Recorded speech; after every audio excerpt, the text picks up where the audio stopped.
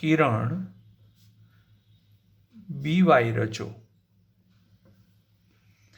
એટલે આ BY કિરણ રચ્યું કે જેથી અહીંયા YBC ખૂણો 45નો થાય. હવે આપણે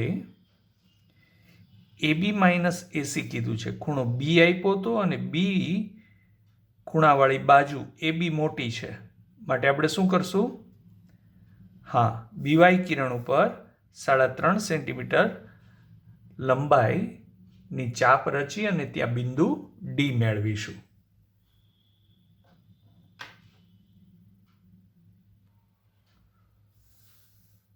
તો 3.5 સેન્ટીમીટરની ત્રિજ્યા લઈ B બિંદુને કેન્દ્ર અને 3.5ની ત્રિજ્યા લઈ અને BY કિરણ પર વર્તુળની ચાપ રચીએ જે BY કિરણને D બિંદુમાં છેદે છે. તો આપણો રચનાનો મુદ્દો થઈ ગયો B કેન્દ્ર અને 3.5 સેન્ટીમીટર ત્રિજ્યા લઈ વર્તુળનું ચાપ રચો જે કિરણ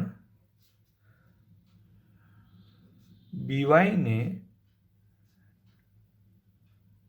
D બિંદુમાં છેદે છે. હવે CD રચો.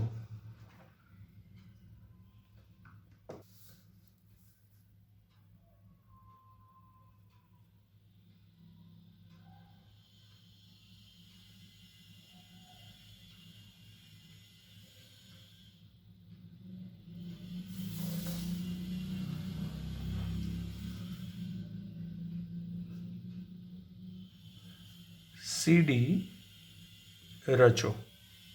હવે આપણે શું કરવાનું? CDનો લંબ દ્વિભાજક રચવાનો. તો રચીએ CDનો લંબ દ્વિભાજક. તો C અને D ને વારાફરતી કેન્દ્ર લઈ એના બંને અર્ધતલની અંદર વર્તુળની ચાપ રચીશું.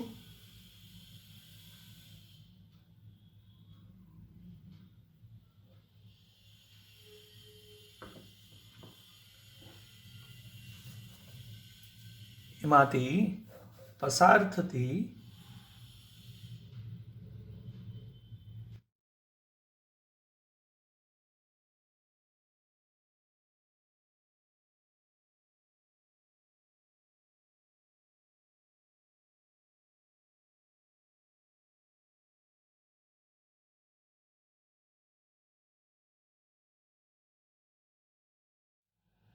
રેખા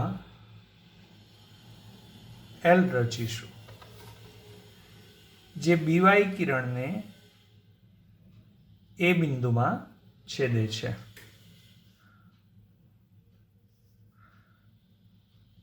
CDનો લંબ દ્વિભાજક રચો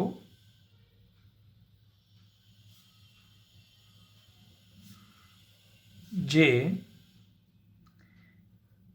કિરણ BY ને A બિંદુમાં છેદે છે. હવે એને C સાથે જોડી દઈએ એટલે કે રેખાખંડ AC રચો.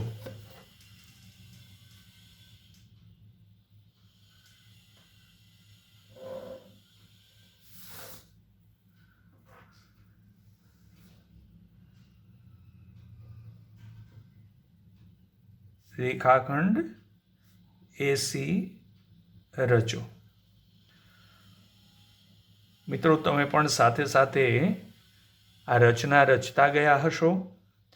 તો હવે જુઓ ABC એ આપણો માગેલો ત્રિકોણ છે માટે આપણે કહી શકીએ આમ ત્રિકોણ ABC એ માગેલો ત્રિકોણ છે.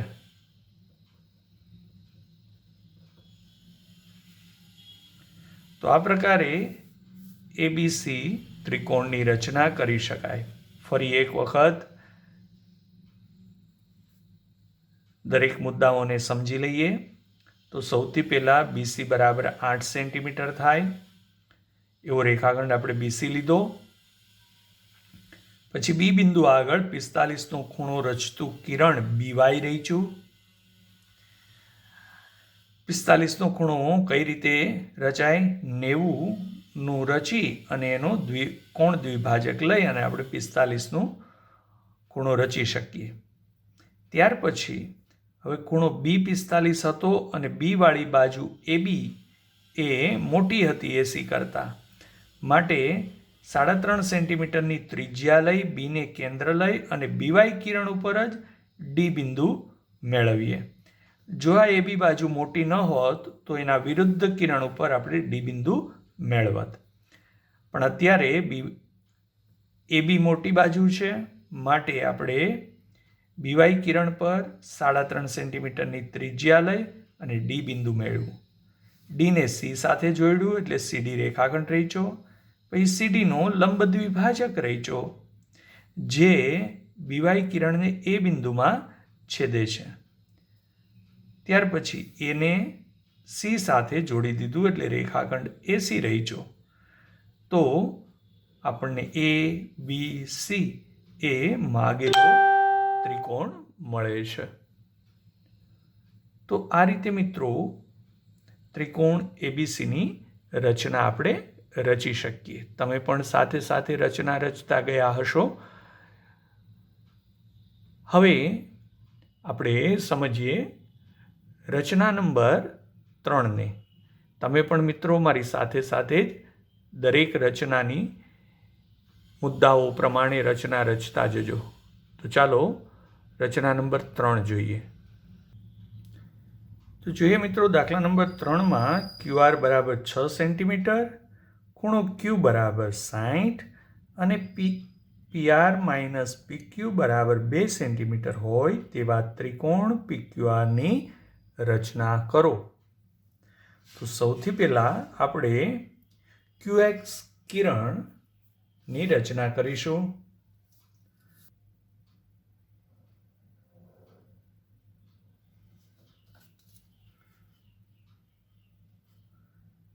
કિરણ QX રચો. ત્યાર પછી QR બરાબર 6 સેન્ટીમીટર થાય.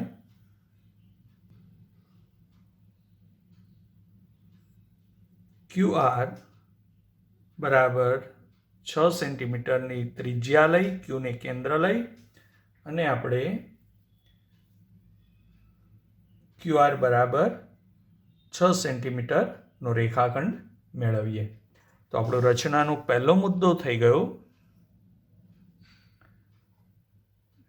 કિરણ QX દોરો અને 6 સેન્ટીમીટરની લંબાઈનો રેખાખંડ QR મેળવો.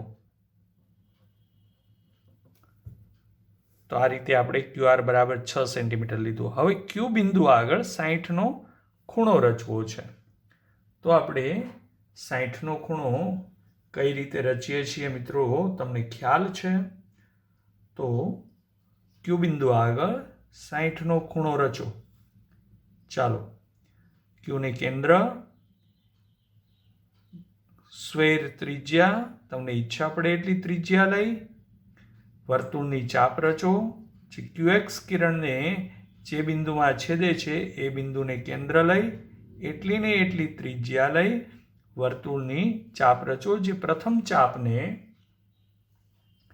કોઈ એક બિંદુની અંદર છેદે છે એ છેદ બિંદુમાંથી પસાર થતું કિરણ રચો.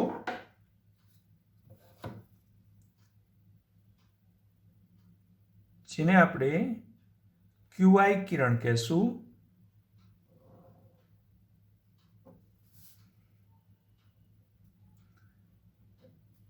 QI કિરણ રચો. તો આપણો રચનાનો મુદ્દો શું થયો? બિંદુ Q આગળ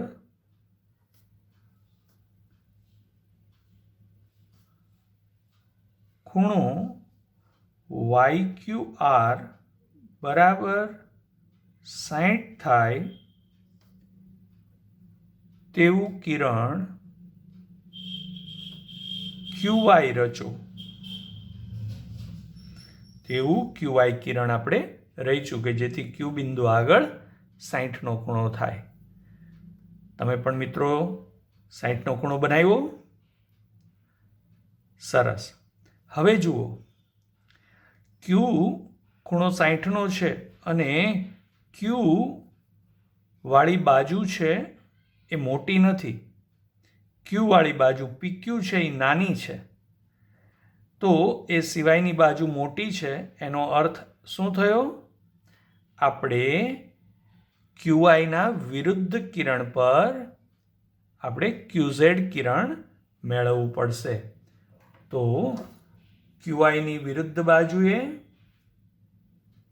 Q તરફ લંબાવી અને QZ મેળવો.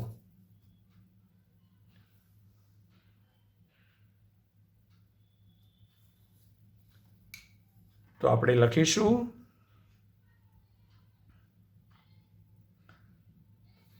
અને હવે Qને કેન્દ્ર લઈ અને 2 સેન્ટીમીટરની ત્રિજ્યા લઈ અને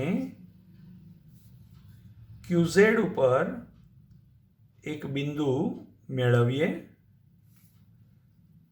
તો મિત્રો Qને કેન્દ્ર, 2 સેન્ટીમીટરની ત્રિજ્યા લઈ અને વર્તુળની ચાપ રચીએ જે QZ કિરણને D બિંદુમાં છેદે છે. તો આપણો રચનાનો મુદ્દો થયો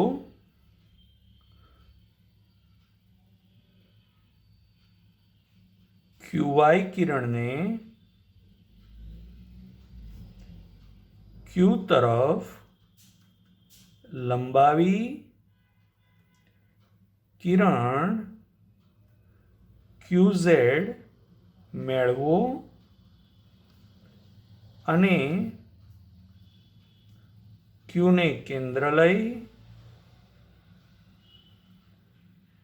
2 સેન્ટીમીટરની ત્રિજ્યા લઈ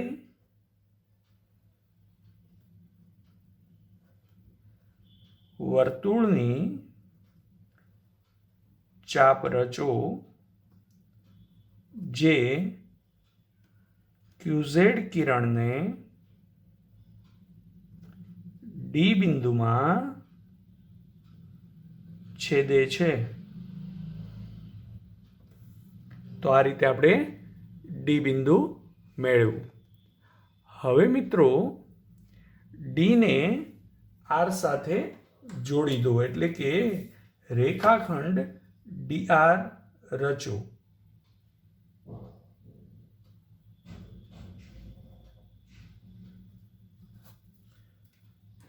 તો આપણો રચનાનો મુદ્દો થઈ ગયો રેખાખંડ DR રચો. હવે શું કરવાનું મિત્રો? DR નું લંબ દ્વિભાજક રચવાનું. તો આપણે રચીએ DR રેખાખંડનું લંબ દ્વિભાજક.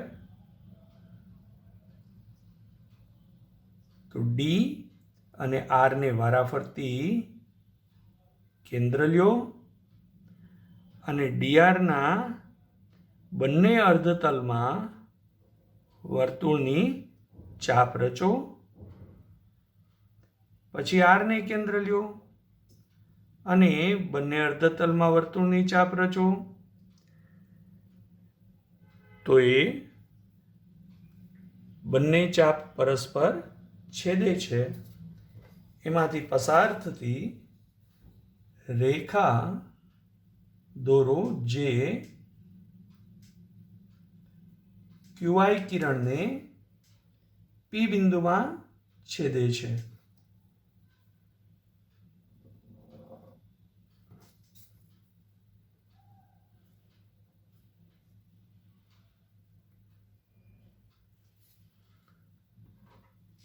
તો આપણો રચનાનો મુદ્દો થશે ડીઆરનો લંબ દ્વિભાજક રચો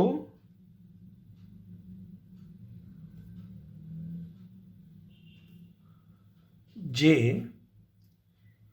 કિરણ QI ને P બિંદુમાં છેદે છે. તો આ રીતે P બિંદુ મળી ગયું મિત્રો. તમે પણ P બિંદુ મેળવી લીધું હશે. હવે રેખાખંડ PR રચો.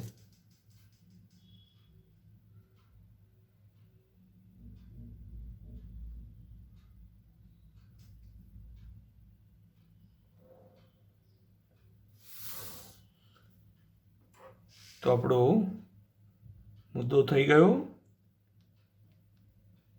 રેખાખંડ PR રચો. તો જુઓ મિત્રો, PQR ત્રિકોણ મળી ગયો. માટે આપણે કહી શકીએ આમ ત્રિકોણ PQR એ માગેલું ત્રિકોણ છે.